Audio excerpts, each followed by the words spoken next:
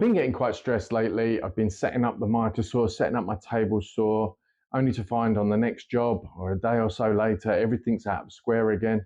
And it's been really frustrating. And considering this is only a couple of weeks old, I was wondering why it was happening constantly with that too.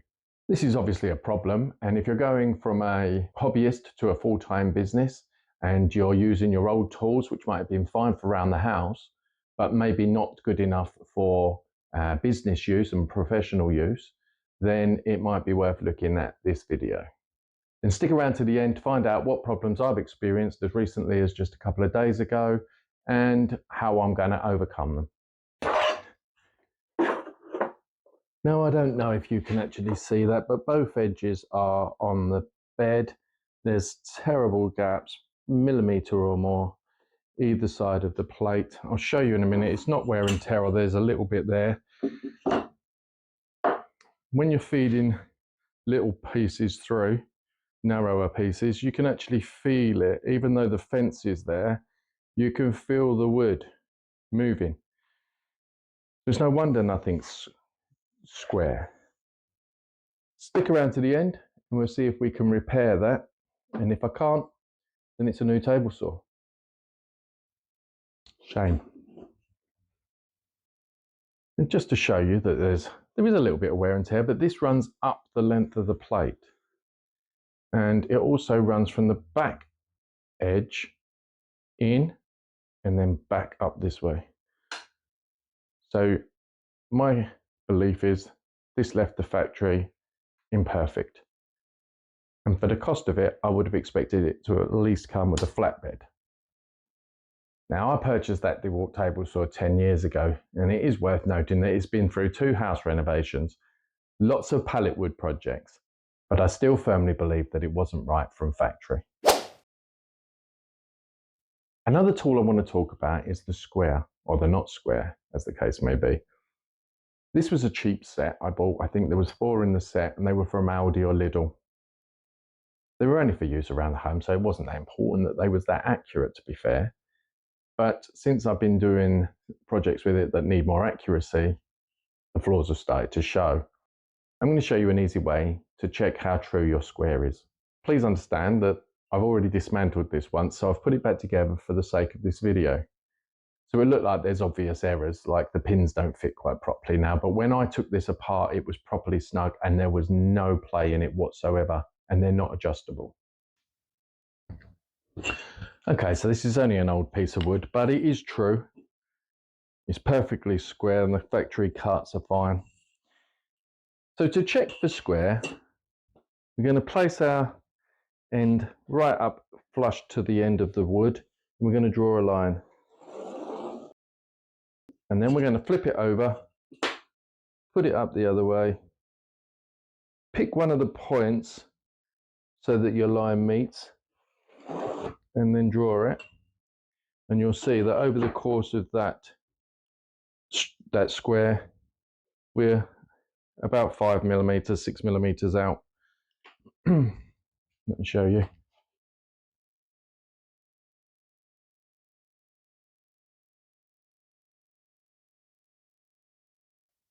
I'll try and demonstrate. It's a bit harder with a framing square, but I'll try and demonstrate that the wood is absolutely fine.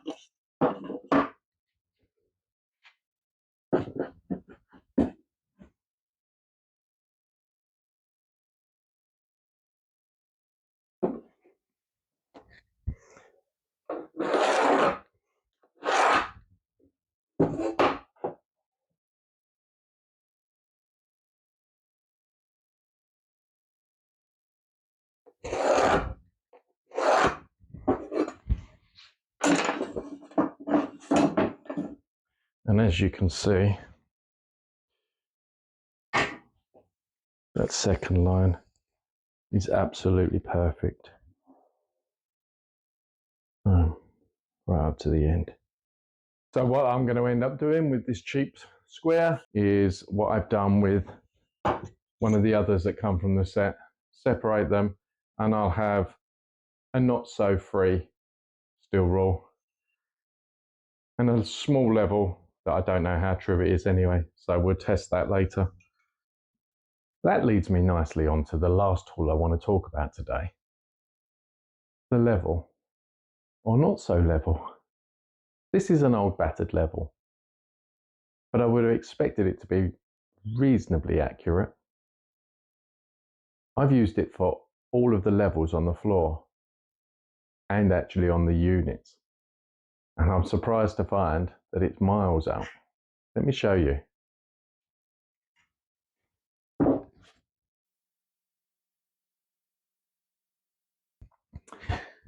Now all I'm going to do is turn it straight around.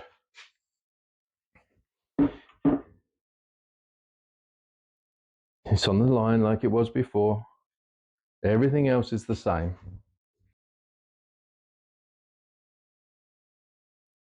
I can't explain what it is with the level. I'm sorry, I don't have the answers. But if you do know, please enlighten me and leave a comment below to tell me what the problem is. Now let's see if we can fix the table saw.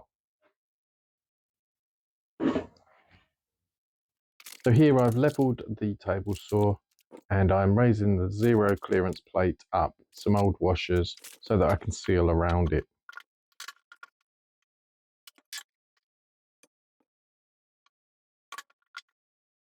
So I'm not 100% sure how this is going to work, but I'm going to seal around my zero clearance board because I don't want the resin running into the internals. And then I'm going to clean down the bed with some baby wipes. I can't find my rubbing alcohol. So yeah, I've got nothing to lose because I can't use it as it is. It seems to be so inconsistent.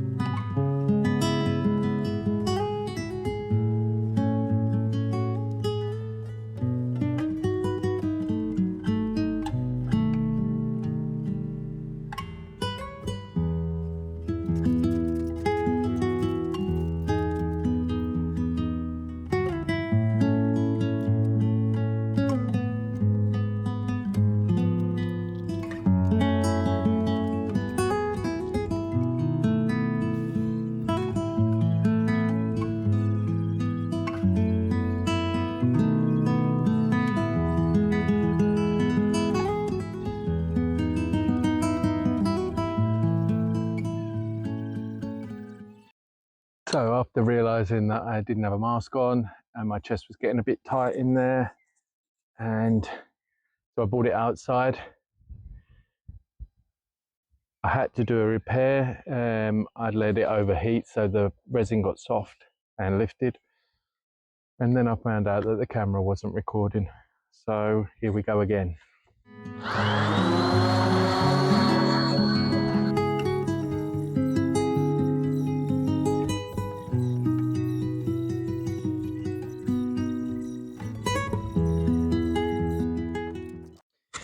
Is it perfect? No. Is it better? Yeah, a lot. Unfortunately, the side that's slightly low is the side I tend to feed through on, but it's way less than a millimeter. It is just a little bit of light through. And I could build it up again and sand it again, but to be honest with you, I don't think it's worth it. I think that's so much better and going to be so much better. I think I'm going to clean the bed up, sand it, give it all of one quick light sanding to get rid of any residue, and then wipe it down, and I'm going to prime it. See how we go.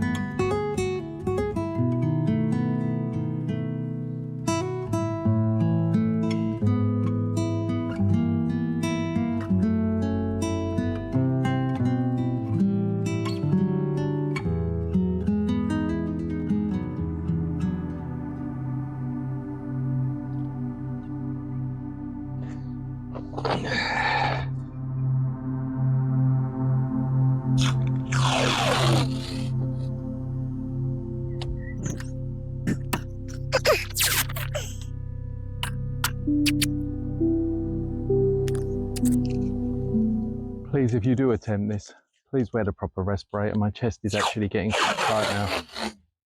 And I've done most of this outside. It was probably inside for, I mean, it's taken me over an hour to sand this. And I was inside maybe 10 minutes. This is nasty stuff. It's silly, and I won't be making that mistake again.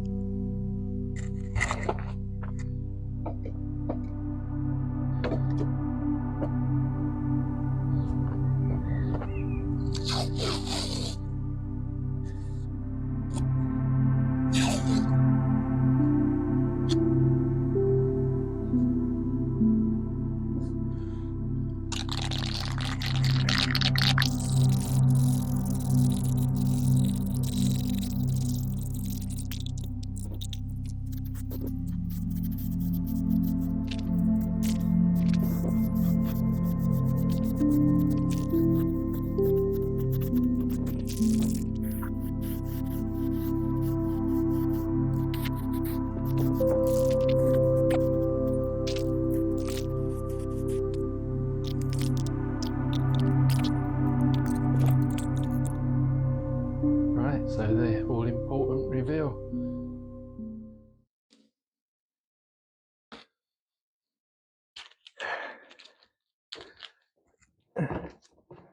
Now the paint job's not as good as it could be.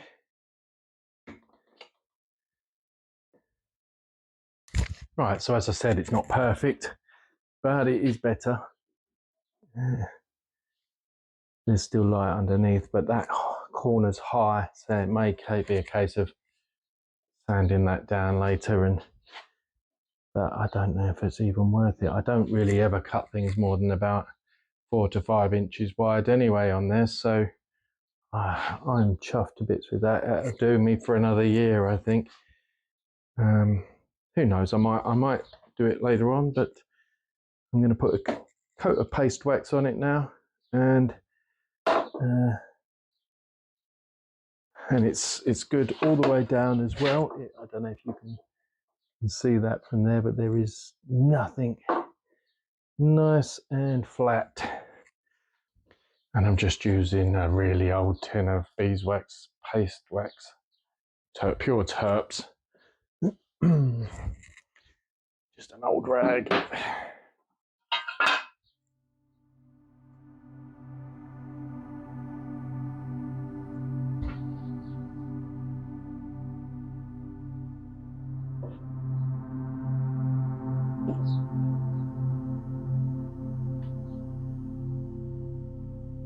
Just to help everything move, like the fence and any wood I'm putting on or over it.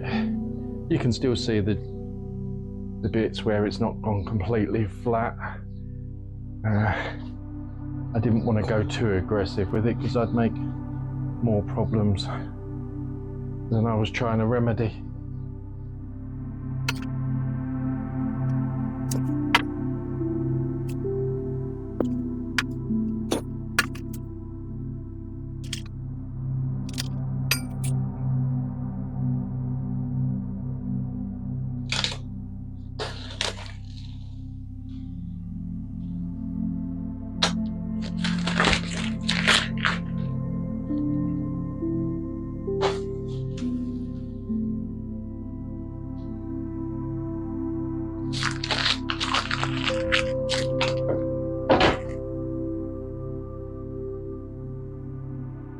Boards of this width would normally be about where I get the problems.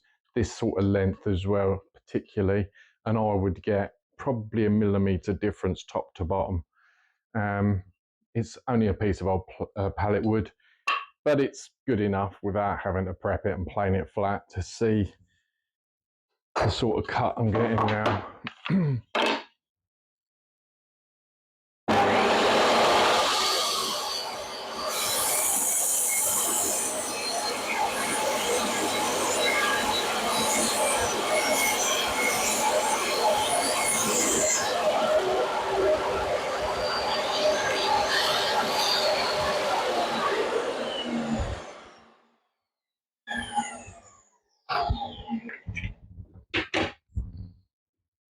Moment of truth.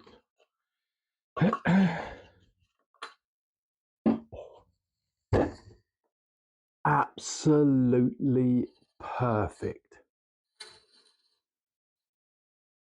So it may not look on the light test, it may not look perfect, but that is, I'm pleased with that. That is absolutely amazing. Oh, roll on tomorrow, get another project done. So a couple of takeaway points here. Firstly, and most importantly, PPE. Please wear your PPE. My chest is really tight. I was in here 10 minutes sanding and before I moved outside, realizing I hadn't got my mask. And that's enough to really have affected my breathing. My chest feels really heavy. So please be really careful with that. And if you do attempt this, make sure you've got a really good mask or do it outside or both. As you can see, that's affecting me. Secondly, cheap tools. You know, we all need to watch the budgets from time to time, and they have their place. But make sure that they're accurate when you buy them, and if not, return them. If you're looking to start a woodworking business, I'll link a video right here that talks about starting a woodworking business in 2025. Have a good look at the comments. There's some phenomenal information in there from people that have got far more experience than I. And don't forget to like and subscribe, and I'll see you next time.